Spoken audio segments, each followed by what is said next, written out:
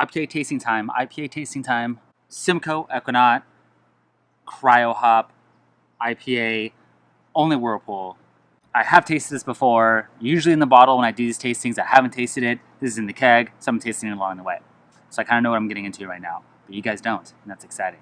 First of all, the lighting right now I think is pretty great. The sun is about to set. It's 4:14, November 18th, so the time has changed. They got like fall leaves around. Like, I should set this up.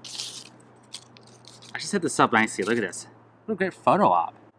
We never get falls here in Los Angeles area, but this is it. I mean, it is 80 degrees out, but whatever, right? 2-row, flaked oats, and some acid malt for my water. And I did my Ekuanot and Simcoe both at 30 minutes in a Whirlpool, and the IBUs is going for is around 60. SRM is like 4.6, which is, you know, there's no crystal or any dark maltness, so that makes sense.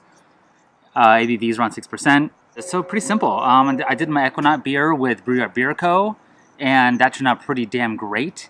And now I'm trying it with just a little Simcoe, same hop, same company, YCH Cryo Hops. I think the only ones they're making this right now that you can buy. There might be another brand, that's the only one I found. So off the bat, the nose is pretty good. Nice and fruity, but a little dank. A little more dank than the one for sure than the 100% Ekuanot one I did with Brewyard. I guess you could call it more cat pee, which Simcoe can impart. It is coming through there a little bit. Pretty good nose on it. It's slightly like off. Not that it's oxidized, but like maybe some diacetyl, maybe. Taste is good. It's pretty crisp. Considering, I mean, I found my water might be closer to 66 in my sulfates. I'd rather be closer to 150 to 200 ppm in that range for that. I did throw a little gypsum into a taste it on this, like a little sprinkle, and it helped a little bit. Throw a little more sparkle, a little more bite in there, if you will. And so next time I definitely will add a little gypsum to it, for sure. It's nice. It's fruity, a little dank. But nose is very similar to the smell. Like I said, there could be a hair of diacetyl in this, like a hair. But if there is, it's very, very minimal. I first had it off the keg. Right when I kegged it, it was like a hot bomb. Because I added a little more hops, dry hops, into the keg that I normally was going to do, because I just want to kind of play with it and see what it did.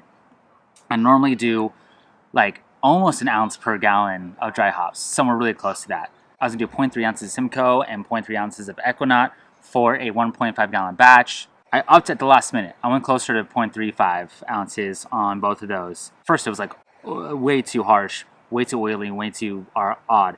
It dropped out a little bit, it cleaned up a little bit, and that's what the max I want to do, though. You know, when they say do half the amount, I would stick to half the amount they say to do for compared to regular pellet hops. The other knock I would give on it, it's a little rubbery, like a little, like, I wouldn't say phenols, that's not the right word. Not medicinal, but like, I don't know, it's a little tire, like rubber tires, like just a little bit. So, but, you know, it could just be the hops playing it, it could be a little bit of a yeast issue, which is maybe why I'm getting some diacetyl too, maybe. If that's the case, you know, it's hard to tell in that sense. It's very, very, very mild though. It's still very, very enjoyable. I'm really glad I'm using fresh hops now. That was the culprit. I think when I was doing my old beers that turned into oxidized stuff. This does not taste oxidized. And I actually splashed a little bit when I was transferring to a keg. So I only had 2 1-gallon jugs. It did not have any way of really pushing CO2 out into the keg. So for this, all I could do was just siphon it into it. And I was doing it in 2 1-gallon jugs. And as it ran out, oxygen got in. And I transferred over and it bubbled in and bubbled out. And it had to re-pump and more oxygen got in. I went to the other jug to pump into there. So oxygen for sure got into the line. I did purge it ahead of time, but I'm sure oxygen still got in. So, really enjoy this. This is fantastic. If you can get yourself on some cryo hops, please do. Use it. I really think this is the future of brewing. I really, really do. If they can make this into a major brand and really sell to commercial breweries, this will override pellet hops all day long. Utilization's better. Probably cost about the same, maybe a little bit more, but the results are going to be better, and it's going to be cheaper in the end. So, get yourself some of this, really try it out. I'll link the brands I use below, or the brand I should say, in my description. Yeah, and get out there and brew a rad IPA.